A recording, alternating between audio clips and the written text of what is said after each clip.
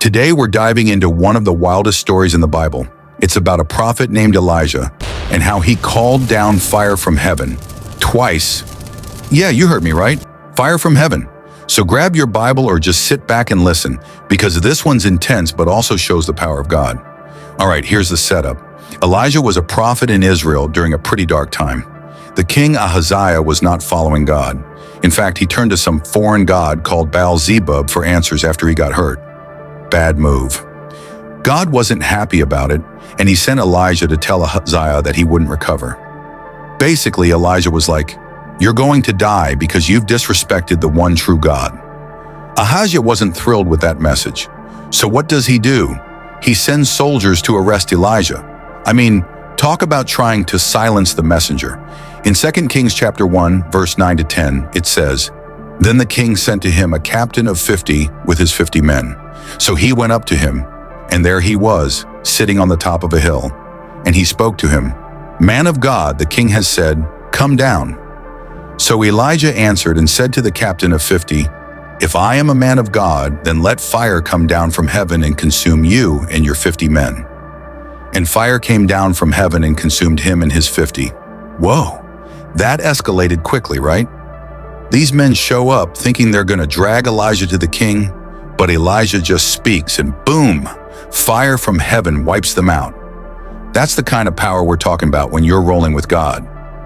Now you'd think the king would get the message, but no, he sends another group of 50 soldiers with their captain. And they do the same thing. "Come down, man of God." Elijah responds the same way.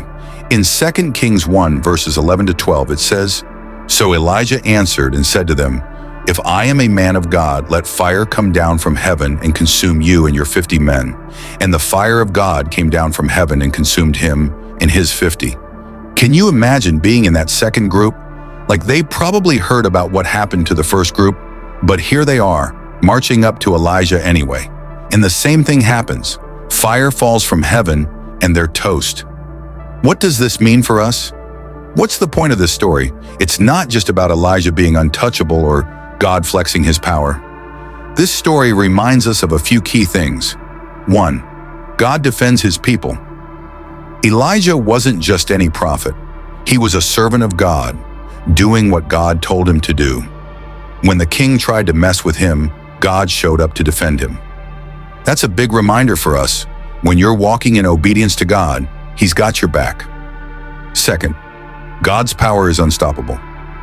The soldiers thought they could control Elijah because they had numbers and weapons. But what's a sword or spear when you're dealing with the God who can send fire from heaven? Nothing. It shows us that no matter how big the opposition seems, God's power is greater. 3. God is holy. Let's not miss this. God wasn't playing games.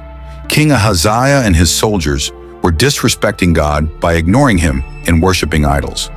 The fire from heaven wasn't just a show of strength, it was a warning. God is holy and he doesn't take it lightly when people turn away from him. The third group. Now here's the twist. The king sends a third group of soldiers, but this captain is different. He comes humbly and says, "Please, man of God, spare our lives." And guess what? Elijah doesn't call down fire this time. Instead, God tells him to go with the captain to see the king. What's the lesson there? Humility matters. When we approach God with humility, we find mercy instead of judgment.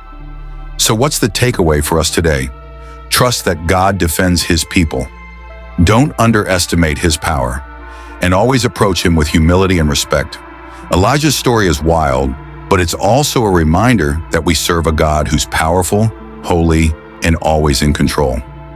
So the next time you feel like the odds are against you, just remember, you serve the same God who sent fire from heaven to protect Elijah. Thanks for watching, and I hope this encouraged you today.